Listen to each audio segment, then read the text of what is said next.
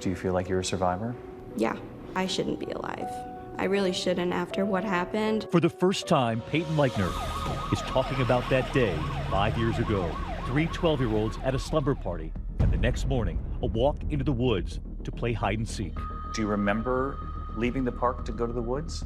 They just wanted to go on a walk, and I didn't think much of it. It's just a walk. It's in Waukesha. Like, what bad stuff happens in Waukesha, Wisconsin? Peyton was stabbed 19 times and left for dead by her own friends, who later blamed the fictional character, Slender Man.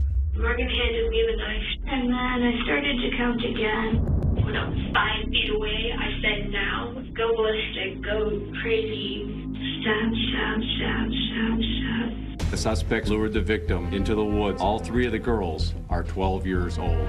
Who's ever heard of 2 12-year-old girls planning for 6 months to kill one of their best friends? The whole time, Peyton was screaming in agony. I didn't want to do this. I was afraid of what would happen if I didn't.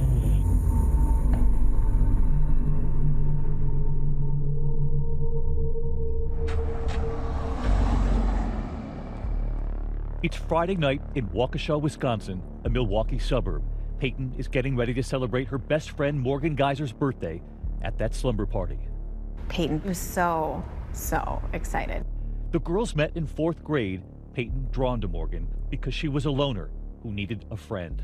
I made friends with her when I saw that she didn't have any friends at all.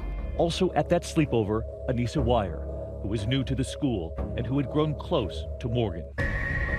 They played up in Morgan's bedroom, ran up and down the stairs, giggling and laughing, and I mean, it was just a normal night. But there was nothing normal about what happened the next morning when Morgan and Anissa suggest they all go to the park and then to the woods together. Anissa told me to lie on the ground and like cover myself in like sticks and leaves and stuff, but it was really just a trick. While playing hide and seek, then came Anissa's command, and Morgan attacks Peyton with a knife. Morgan said, don't be afraid, I'm only a little kitty cat, and jumped on top of Bella and stabbed her repeatedly. And do you remember when it started? Kind of. I didn't feel anything because my body was in shock. So they told me to lay down, you'll lose blood slower, like we're gonna go get help. Did she try to get up? Yeah, she tried to get up. She said that she couldn't see, she couldn't walk, and that she couldn't breathe.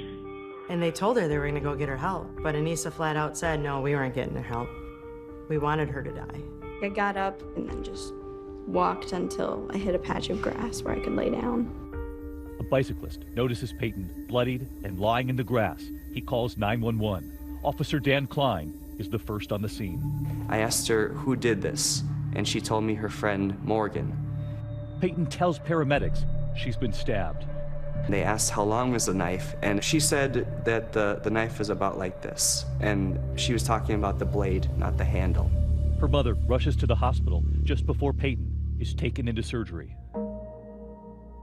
I said, you're gonna be okay, it's gonna be fine. But I could see that she was covered. Her arms and her legs and her abdomen, they were covered in stab wounds. The surgeon treating Peyton told me if the stab wound to the chest had been the width of a human hair deeper, she would not have survived. While Peyton fights for her life, police are searching everywhere for the 2 girls. It was about 2:53 in the afternoon. I had gotten a message that the sheriff's department had located the girls on the site of I-94. They were sitting on the side of the freeway. By the time we found them, they had walked about 5 hours and made it to the north end of our city. Morgan Geyser and Anissa Wire are brought back to the Waukesha police station for questioning. Their demeanor was very calm. They seemed kind of meek. Your parents know that you're here talking to me, okay? And I'm glad they're so glad that you're safe. I did notice she had a blood stain on the front of her shirt, and she was wearing 2 shirts. Okay, what is your name? Anissa Wire.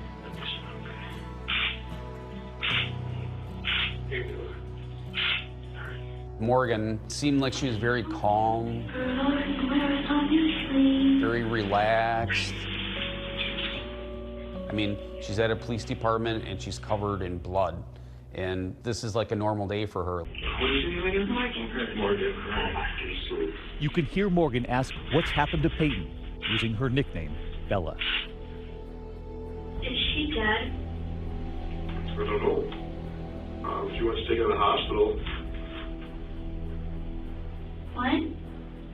I was just wondering.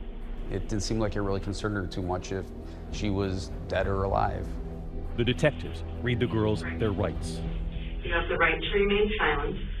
Here in the state of Wisconsin, a child can be interrogated without the presence of their parent or guardian being in the room. At that time, I did not know that. We find that people are more truthful when they don't have their parents present. This is going to get me arrested, isn't it?